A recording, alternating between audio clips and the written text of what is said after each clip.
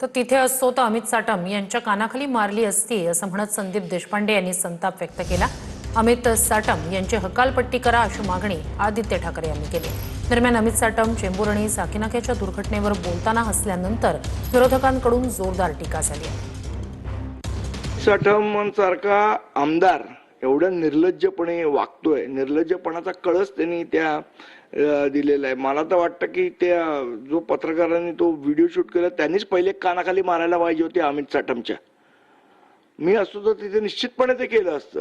तुम्ही एवढे असंवेदनशील असू शकता एका लहान मुलाच्या मृत्यूबद्दल, एका माणसाच्या मृत्यूबद्दल एवढे असंवेदनशील आहात तुम्ही की काल झाड झालं आज गटार आणि ह्या करून असतंय। मला माहित नाही की विरोधी पक्ष पण असं नेबळाटासारखं का वागते। त्यांनी पण त्यांच्याकडे अधिकार आहे, त्या अधिकाराचा उपयोग करायला पाहिजे। 100 दिवसात फक्त 100 खोके प्रत्येक खात्यात घ्यायचे एवढंच त्यांनी ठरवलेलं आहे। पण पोलखोल म्हणजे आपण पाहिलं असेल हे मुंबईकरांचे हाल, आणि मग काल अमित साटम यांनी केलेली मुंबईकरांची टिंगल आणि जे दोन व्यक्ती गेल्या त्यांची टिंगल जी केली ही अतिशय भयानक आहे। खरं तर कालच त्यांना पदावरनं हकालपट्टी त्यांची झाली पाहिजे होती, पण भाजप अशाच लोकांना प्रमोट करत राहणार।